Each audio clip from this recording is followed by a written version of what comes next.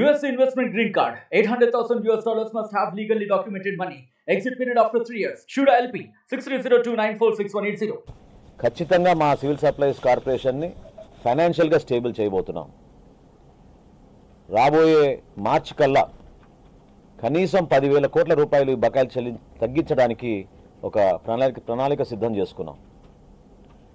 బ్యాంకులకి చెల్లించాల్సింది ఉంది. తప్పకుండా వాళ్ళకి ప్రాధాన్యత ఇచ్చి వాళ్ళు కూడా రాబోయే రోజుల్లో రైతులను ఆదుకోవడానికి ముందొచ్చి క్రెడిట్ ఫెసిలిటీస్ ఎక్స్టెండ్ చేసే విధంగా బ్యాంకర్స్ని, ఫైనాన్షియల్ ఇన్స్టిట్యూషన్స్ అందరిని కూడా సహకరించమని నేను కోరుతున్నాను. ఎందుకంటే చాలా నిజాయితీగా పనిచేస్తాం. కనీసం 10,000 కోట్ల రూపాయలు మార్చి 31వ తారీఖు కల్లా తిరిగి వాపసు చెల్లించడానికి ఒక ప్రణాళిక సిద్ధం చేసుకుని మేము ముందుకెళ్తున్నాం. దాన్ని కూడా ఈ ఇన్స్టిట్యూషన్స్ అందరూ కూడా గుర్తిస్తారని, తద్వారా మన రాష్ట్రానికి మరింత మేలు జరుగుతుందని మనస్ఫూర్తిగా మేము ఆశిస్తున్నాం. ఎవరైతే ఈ దోపిడీకి పాల్పడ్డారో, కొంతమంది ఇంకా పాల్పడుతున్నారో వాళ్ళని మాత్రం వదిలే ప్రసక్తే లేదు.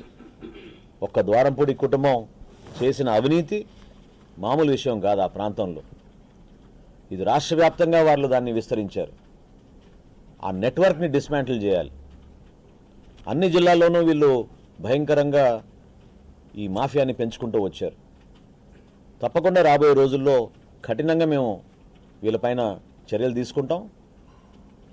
సమాచారం సేకరించుకుంటున్నాం, ఇంకా తనిఖీలు చేస్తాం.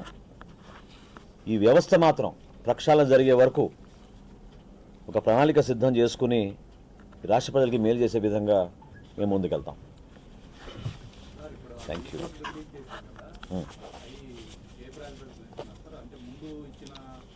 ఫస్ట్ అందరికన్నా ముందు పాపం ఎవరైతే రైతులు ఆ ధాన్యాన్ని అందించారో మేము కొనుగోలు చేసామో వాళ్ళకి ప్రాధాన్యత ఇచ్చుకుంటూ లిస్టు తయారు చేసి దాని ప్రకారంగానే ఇచ్చుకుంటూ వస్తాం.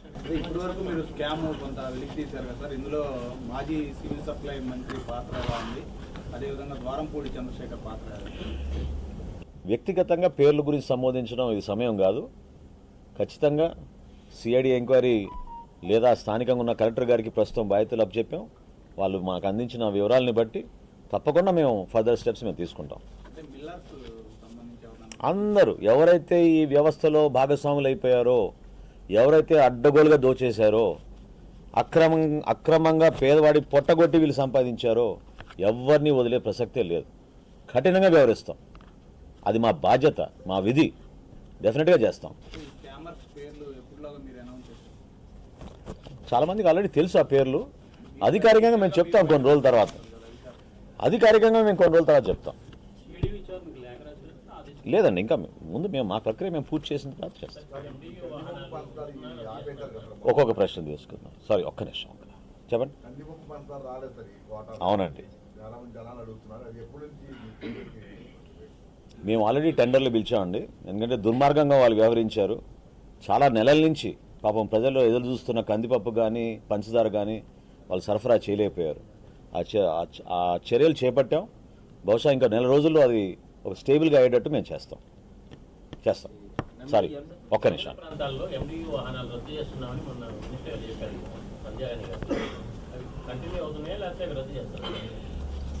ఇదొక మంచి ప్రశ్న వాస్తవంగా. ఎందుకంటే ప్రజలకు ఇంకా తెలియదు.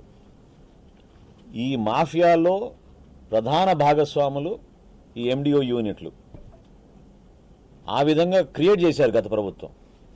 దాదాపు 1,500 కోట్ల ఆర్థిక నష్టం కలిగే విధంగా మన కార్పొరేషన్కి 9,260 మొబైల్ డిస్పెన్సింగ్ యూనిట్లు కొన్నారు వీళ్ళు. 9,260 డిస్పెన్సింగ్ యూనిట్లు, మొబైల్ డిస్పెన్సింగ్ యూనిట్ కొని ప్రతి నెల మేము 27,000 రూపాయలు వెచ్చిస్తున్నాం దానికి, ఒక్కొక్క యూనిట్కి. ఇంతకన్నా అన్యాయం ఉండదు. ఉన్న వ్యవస్థని ఇంకా బలపరచాలి. కేంద్ర ప్రభుత్వం ఇచ్చిన నిధుల్ని మనం సక్రమంగా వాడుకోవాలి. అంతేగాని 2027 వరకు కాంట్రాక్ట్ సైన్ చేసి 1,500 కోట్ల రూపాయలు ఆర్థికంగా నష్టం కలిగించే విధంగా కార్పొరేషన్ తీసుకున్న మూర్ఖమైన నిర్ణయం అది.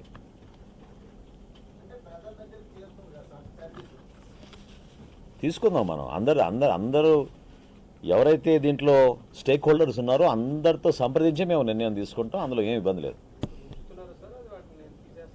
నేను సమాధానం ఆల్రెడీ చెప్పాను మీకు. We will consult all stakeholders and then come to a conclusion. Thank you.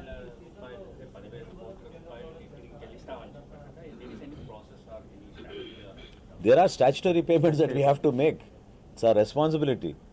ఖచ్చితంగా మేము ఫైనాన్షియల్గా స్టేబుల్గా ఉండి ఒక మంచి మెసేజ్ తీసుకెళ్లే విధంగా ఒక బాధ్యతతోటి, course with the support of the state government, తప్పకుండా ఈ బ్యాంకర్స్కి, ఫైనాన్షియల్ ఇన్స్టిట్యూషన్స్కి సివిల్ సప్లైస్ కార్పొరేషన్ ఆంధ్రప్రదేశ్లో అద్భుతంగా పనిచేస్తోంది.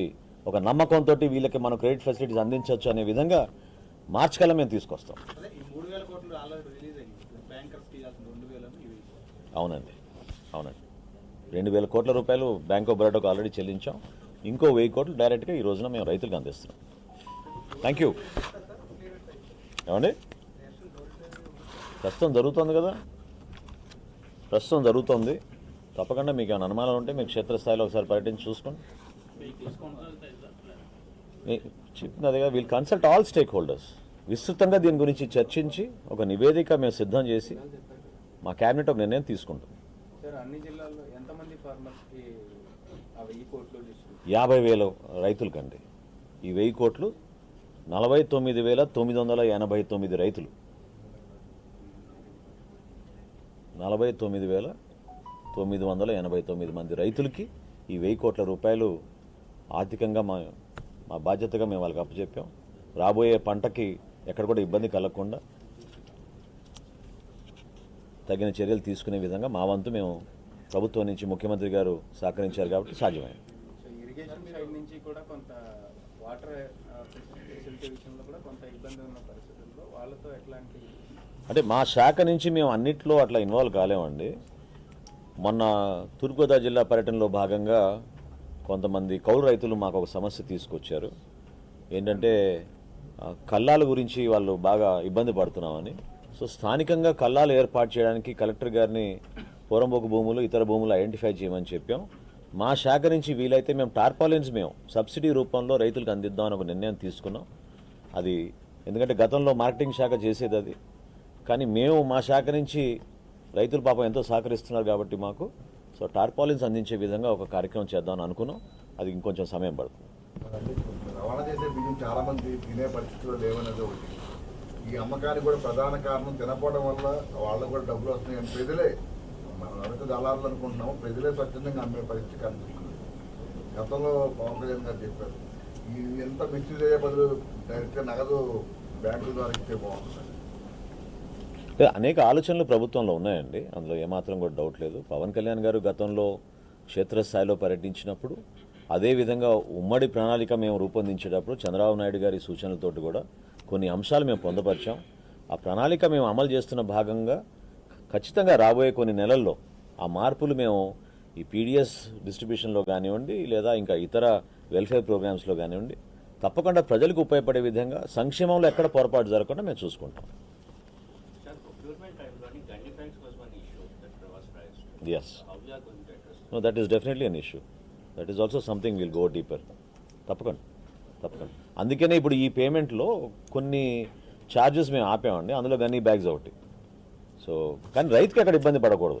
ఇది ఏమన్నా వ్యవస్థలో ఉన్న సిస్టమ్ని మిస్యూజ్ చేస్తున్నారు, కానీ రైతుకి ఇబ్బంది కలగకుండా చూసుకోవాల్సిన బాధ్యత మన పైన ఉంటుంది. తప్పకుండా ఆ గనీ బ్యాగ్స్ గురించి ఇంకొంచెం లోతుగా మేము అధ్యయనం చేస్తాం.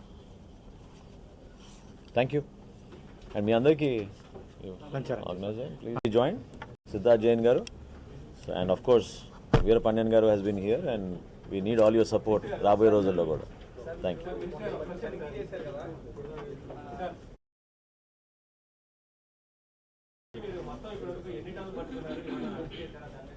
ఏమన్నా మీరు దూరంగా ఉన్నారు, మీకు వినపడలేదేమో. 30 వినండి ఒక్క నిమిషం, ఇప్పుడు వినపడుతుందండి. 35,404 మెట్రిక్ టన్నులు రైస్ని సీజ్ చేశాం. 404 మెట్రిక్ టన్నులు బియ్యాన్ని మేము సీజ్ చేశాం. మరిన్ని వీడియోస్ కోసం ఛానల్ ని సబ్స్క్రైబ్ చేయండి, లేటెస్ట్ అప్డేట్స్ కోసం వాట్సాప్ ఛానల్ ని ఫాలో చేయండి, అండ్ లింక్ డిస్క్రిప్షన్ లో ఉంది.